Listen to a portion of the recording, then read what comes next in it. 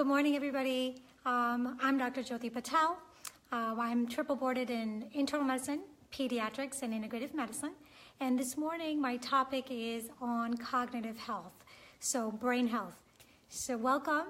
If you have any questions during this talk, please add them to the comment section. I love answering questions, and so just feel free to comment in, okay? So I'm going to get started. The reason why I decided to use this topic today is because we have such a large growing population of people that are living past what their parents and grandparents lived. So memory and cognitive function is a really important topic.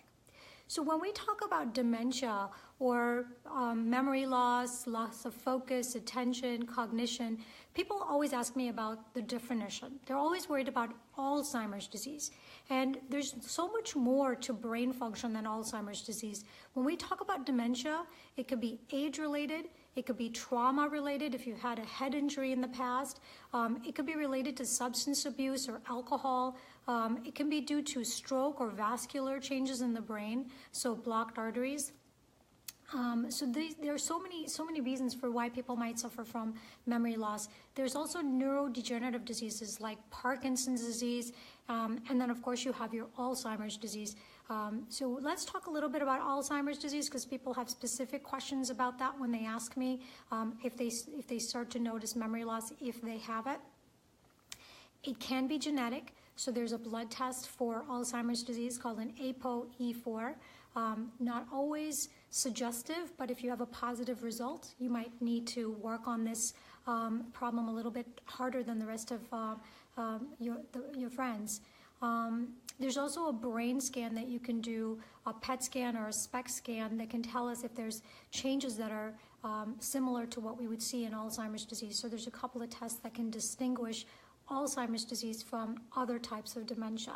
What is Alzheimer's disease? Well, the brain produces toxic waste all the time. So there's always proteins that are starting to build in the brain. I want you to imagine a bowl of spaghetti. That's your brain and the nerve cells. Now you just poured Elmer's glue into your spaghetti.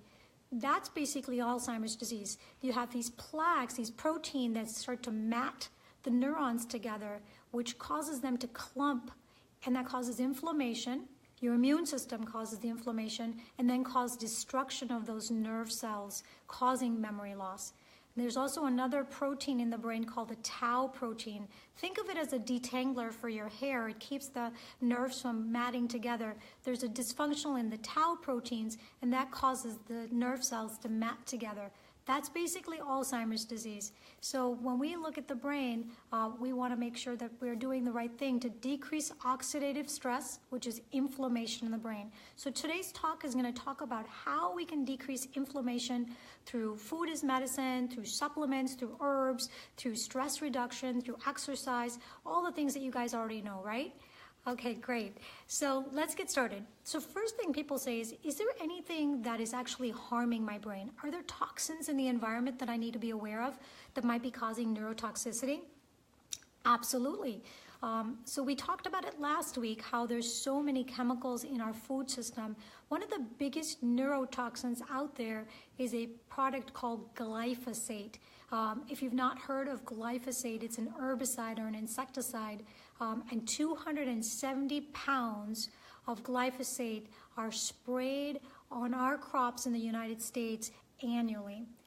So you've got corn, soybean, alfalfa, beets, wheat, oats, dried beans, all being sprayed by the food industry with glyphosate. And glyphosate has actually been heavily studied, and the food industry will sort of dispute the fact, but in animal studies has been shown to be neurotoxic. The largest population of people that have Parkinson's are farmers in North Dakota, primarily because of their heavy exposure to this neurotoxin called glyphosate. We also are seeing in children that there's a link between this neurotoxin in the food system and rising rates of autism, ADD, ADHD, behavioral disorders in kids. So we know that the very young and the very old are starting to see some neurocognitive problems, and I think that we definitely as a community need to look at our food source.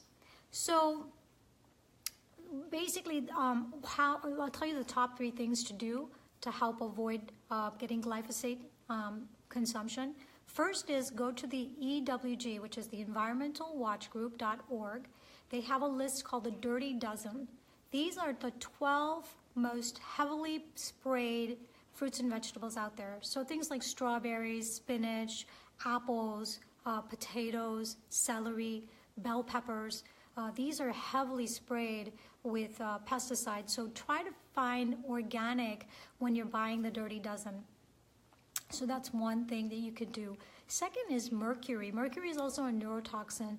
So watch your consumption of fish, because there's a lot of companies that dump their waste into the oceans and into the rivers and into the lakes, and the fish that are now being consumed have absorbed a lot of these chemicals into their system, and then when we consume them, of course we're going to eat the mercury as well. So be careful. If you're trying to figure out which fish you should buy, there is a website called seawatch.org, and that is an updated non-biased website that talks about which fish you should be buying. Okay, so that's number 2.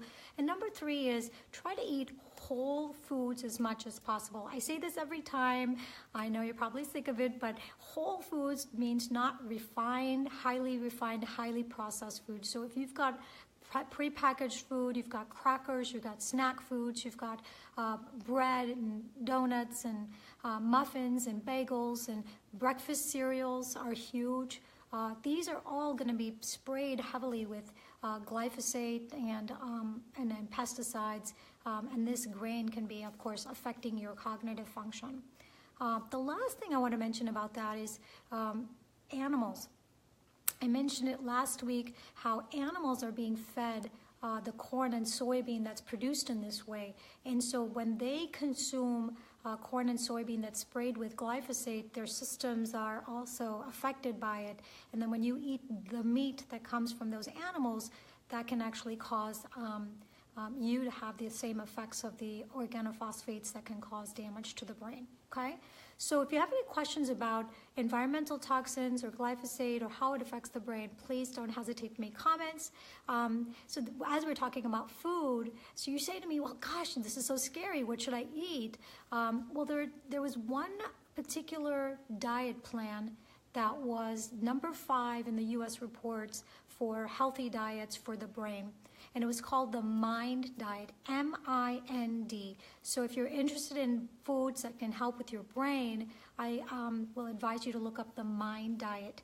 It's a combination of the Mediterranean and the DASH diet. These are 2 that I talked about 2 weeks ago, but I'll review that just briefly.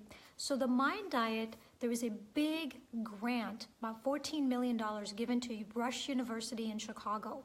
And they did this big study on patients with Alzheimer's disease. And they found that when these patients followed the MIND diet, it actually helped decrease their symptoms. It improved their cognition and their ability to function during the day. So I'm going to read off to you what they suggested. So there was green leafy vegetables. So when you're planning your day, put one big salad bowl in front of you. Green leafy vegetables has to be in your diet every day. In addition to that, add 1 more vegetable somewhere else in your day. I recommend a non-starchy vegetable, so corn and potatoes and carrots are probably not the best type of vegetable, so pick another vegetable with your green leafy, okay? They also recommend 5 days a week adding in seeds and nuts. Now, they weren't very specific about, Alice is saying she's losing the transmission. Is there anyone else that can't hear me or see me? Okay, I'll keep talking. So seeds and nuts were also part of it. So 5 days a week, add in a handful of seeds and nuts. They weren't specific about which ones. I like almonds and walnuts because they're higher in omega-3 fatty acids. I like sunflower seeds and pumpkin seeds, which are also loaded with good fats. They recommended adding berries twice a week. So they didn't really expand in the fruit category except for the berries. They added in fish once a week, poultry or chicken twice a week. Thank you, Jay. So they suggested poultry twice a week, fish once a week. half a cup of beans 4 to 5 times a week. Thank you, Karen. So just look at the MIND diet, because it's a really good whole food diet that can help decrease cognitive decline. If you're thinking about your grandkids, or you're thinking about your children, and you're thinking, okay, what kind of meal plan should they be on if they have ADD or ADHD or behavioral problems? The diet that was most studied was called the Feingold diet, Feingold, Feingold, Feingold diet. So look that one up. It was really impressive in terms of helping children stay less hyperactive, stay in their seats, help them with mood, help them with attention and focus, and memory. So the Feingold diet was basically simply removal of processed, refined junk, which is hard to do on our kids, right? So the 3 things that they suggested removing: they wanted you to remove artificial colors, artificial flavors, preservatives, of course, artificial sweeteners, and also salicylates. So when they followed the Feingold diet, there was a 73% improvement in kids and their behavior. So if you've got kids around you that could benefit from that, look up the Feingold diet. That's a really good plan for cognitive function in children. And think of the MIND diet when it comes to adults and cognitive function. It goes without saying, guys, that you're gonna have to clean out your pantries, clean out your fridge, get rid of things that have artificial ingredients in them, colors, dyes, preservatives. If you can't pronounce it, don't eat it. If it's processed, highly processed and refined, cut it out of your diet, because again, it could be causing long-term damage. People don't think about diet soda because they think it's a health drink since it's diet, but it's the worst thing you can do for cognitive function. So get rid of the soda. Okay. Okay. So there's nutrition. The next thing is, people will always ask me about supplements. You know, they always have a bucket of supplements that they've been taking, or they saw something in a magazine, or they saw something in a TV commercial, and they'll bring in the bottle and say, hey, what do you think about this supplement? So what's the evidence behind supplements? Well, the things that have improved children and cognitive function, or at least have been shown in trials, is sometimes they can benefit from B vitamins. B vitamins help with decreased oxidation and inflammation in the brain. It also helps with neural function. So for seniors, children, adults, B vitamins are always good to add in. A good B complex that has B12, folic acid, and B6 can help with neural function. Omega-3 fatty acids, always a good choice if you're going to take a supplement. At least 1,000 to 2,000 helps with cognitive function. There's 2 types of fatty acids in your fish oil: EPA and DHA. And I've done a video about this in the past, but I'll give you the summary. EPA helps with ADD, focus, memory, and emotional problems like depression. So E for emotion. DHA helps with dementia and cognition. So when you're looking at your EPA-DHA ratio, it depends on what you're really aiming for. If you're treating a child that has behavioral issues, mood issues, and also has problems with focus and attention, maybe look at something that has more EPA in it, like krill oil. If you're looking for somebody that has more cognitive problems, you're thinking, memory issues, DHA is also found in flaxseed oil. So if you're not a big fan of fish oil, DHA is basically 100% in flaxseed oil. So think of that as a good supplement for you. 1,000 to 2,000 milligrams a day to help with cognitive function. So those are the 2 that I really have seen help. With children, carnitine has helped with cognitive function and focus and memory. And with aging adults, phosphatidylserine has been shown to help with cognitive function. It hasn't really helped in Alzheimer's patients, but with age-related dementia, phosphatidylserine has been shown to help with cognitive function. So if you're looking at supplements, like I said, the B vitamins, the omega-3, and maybe the phosphatidylserine if you're a senior, and then of course carnitine and B vitamins and omega-3 if you're treating a child. The other thing with looking for deficiencies, Zinc deficiency can cause cognitive functions. Don't replace zinc unless you already know you're deficient. Iron deficiency is highly correlated with kids in ADD, and checking for iron deficiency and fixing that is also a good way to go with supplements. Okay, let me see what else I have.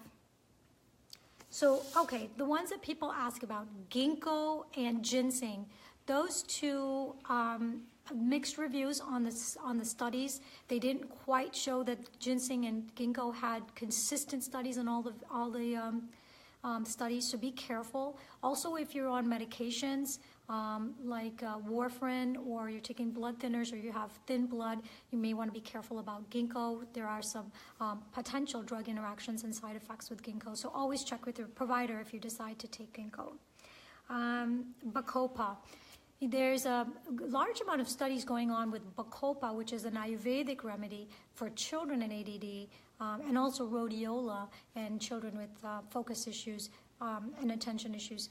Again, not great studies on either one of those. They're very anecdotal, but with both of those types of remedies, there aren't any major side effects. So if a patient came to me and asked me if they could try it, typically I'm not too opposed to it, but I tell them there's not a whole lot of evidence to support the use of those supplements. Okay, turmeric is always a favorite. It's an anti-inflammatory spice. Helps decrease inflammation. We know that inflammation is always the root cause of all diseases that we have, and turmeric can decrease inflammation in the brain. So adding turmeric to your meal plan or taking it as a supplement might be a good idea. Herbs. There are certain herbs that can help with memory and focus. I've talked about it in the past in some of my posts. Sage is one of them. Rosemary is one of them. Saffron is an expensive herb, but it does help with mood and can help with cognition. So think about adding those herbs into your meal plan to help you with cognition. So those are the things that we have in terms of supplements and in terms of food and food choices. So if you have any questions about food or anything specific, let me know. Okay. All right, so the next thing that I want to talk about is lifestyle, sleep and exercise. Some really good evidence to show that exercise on a regular basis does two things. It increases blood flow to your brain, and it increases brain growth factors. So these are really important. It's like what Mark Hyman says is miracle grow for the brain. So when you exercise, it increases your cognition and cognitive abilities by 20%, according to some studies. So think about adding miracle grow to your brain, brain growth factors, by doing a daily routine of exercise. People are always challenged with exercise. Every time I recommend it, people always have reasons why they can't exercise. So I want to meet you where you are today. If all you can do is drink more water and make more trips to the bathroom, that's a start. If you can wear a Fitbit and measure your steps and try to aim for an extra 1,000 steps every day from the day before, then that's a step. If you can just stand in your kitchen while you're cooking and do a 5-minute workout, some leg squats, some leg lifts, some jumping jacks, or just some wall pushes, that's really a plus. So keep moving from where you are to adding more movement in your day. Okay, so exercise is a key factor with brain development. Sleep. Your brain needs time to recover, restore, and clean. All the debris and toxins and byproducts and waste that's been produced during the day needs to clean itself off. And the only time your brain has time to clean is at night. You guys all understand this, right? Your house is a mess, but if you keep staying busy and you never get around to doing your laundry or your dishes, they keep piling up, right? And things just get more and more festered. You need time to clean your house. And that's when sleep is essential. So getting a good night's sleep is really, really important for memory, for focus, for attention. There's numerous amounts of studies that show that if you get a good night's sleep, for a period of a few days, the next day you're more productive. So if you have trouble with sleep, I recommend melatonin. It is a natural hormone produced in the brain, and along with sleep hygiene, making sure you're turning off your technology, going to bed early, reading something boring before going to sleep, trying to do breath work and meditation or redirection or progressive muscle relaxation, drink sleepy time teas to help you relax at night. Remember, sleep is not a place that you need to go to. Being less awake is the goal. And I talk about this in clinic all the time with my patients. When you're awake, your brain is running at 12 to 24 cycles per second. And when you're asleep, it's running at 0.5 to 4 cycles per second. So it's all about the electricity in the brain and how fast that current is running. And you want to slow that current down, not try to go to another place because it just makes you more awake. So work on relaxation. So I'm going to transition now to relaxation. The one thing that people never talk about when it comes to memory loss and cognition is stress.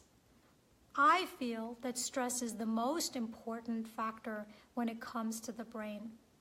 When you're stressed, it shuts the higher cortex off. It decreases the attention, focus, analysis, reasoning, and logical part of your brains. It triggers the fight or flight symptoms. It triggers the amygdala. The amygdala is the stress center of our brain that sits sort of between our eyes, above the pituitary gland. It sends a signal through the vagus nerve to our adrenals, which release a hormone called cortisol. And you guys have all heard of cortisol. It's a stress hormone. It's a fight or flight hormone. And when that cortisol level is high all the time, it actually goes right to the brain center where memory is stored, and it starts destroying the neural circuits and the nerves. So high cortisol levels have been shown through testing to decrease blood glucose to the hippocampus where memory is stored. It also causes inflammation and destruction of those neurons. So it's directly impacting the part of the brain that helps us with memory. Now, the hippocampus also has a feedback loop. It shuts off cortisol when you're feeling better. High levels of cortisol actually destroy that negative feedback loop. So you're never shutting the cycle off. And people always tell me, as people get older, why do they seem more anxious? Why do they seem more nervous? Why do they have more trouble with coping? It has a lot to do with that feedback loop. So the part of the hippocampus that stores memory is directly impacted by high stress, high cortisol levels. And over time, you're actually destroying nerves and neurons and networks that shut down the response for stress management. So you say to me, my goodness, what can I do? How can I reverse this horrible problem? Well, I am a big fan of meditation and breath work. So there are numerous studies, over 30 studies, that have now shown that regular meditation practices can reduce blood pressure, respiration, peripheral resistance, stress inflammation markers, helps with hormone control, helps improve dopamine and serotonin, and decrease cortisol, norepinephrine, which are the fight or flight hormones. So just know that meditation has been shown to help reverse what I was talking about earlier. You don't have to meditate 30 minutes a day. I know people come to me and say, I've heard of meditation, but I just don't have the time. And, and I ask them, hey, can you do 2 minutes? I do that. I'll sit for 2 minutes, close my eyes, pay attention to my breathing. That's meditation. It's nothing complex. It doesn't require money, does not require equipment, does not require any training. Just closing your eyes and breathing is meditation. I teach people a 4-7-8 breath. In for 4, hold your breath for 7, exhale for 8. That's meditation. You can do a check of your system, starting with the bottom of your feet, working your way up to the top of your head. Progressive muscle relaxation. That's meditation. If you can visualize being at the beach and you're using all your senses, you can smell the air, you can feel the sand, you can see the sun, you can hear the waves. That's meditation. If you've got a prayer that you've said to yourself every night, that's meditation. So remember, using that tool every day has shown to cause cortical thickening in the parts of the brain that help us with memory, focus, attention, mood. It stabilizes us. So get in the practice, just like you brush your teeth every morning, to add that to your routine of doing a few minutes of meditation every day. So there was a study out of Harvard Medical School for Alzheimer's patients, and they did SPECT scans of their brain before and after a meditation program. And of course, I don't have to tell you this, you probably know that it showed dramatic improvement in their scans. So the type of meditation that they used for Alzheimer's patients was something called a Kirtan Kriya meditation. So before I end today, I want to show you how this works, and feel free to follow along if you want to. So Kirtan Kriya, you sit upright, back straight, take a deep breath in and out. Now they talk about mudras. Mudras are using your fingers to initiate some movement, which also correlates to cognitive engagement.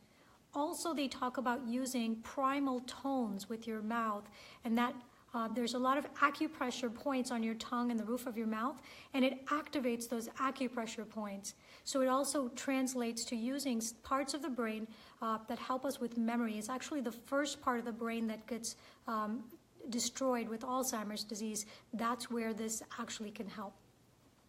So you start with your fingers, touching your finger and your thumb together, and you are going to use 4 sounds. Every time you change the sound, you change the finger, okay?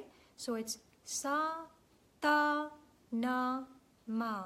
Sa, ta, na, ma.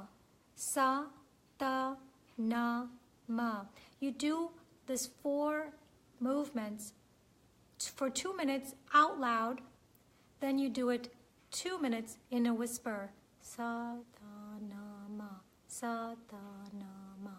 Then you do it quietly in your mind for 4 minutes, and then you go backwards. You do 2 minutes in a whisper and 2 minutes out loud. It's a 12-minute meditation exercise, and like I said, Harvard Medical School did this particular exercise on Alzheimer's patients and saw some dramatic changes in their SPECT imaging and cortical thickening and improvement in cognitive function when they did this meditation.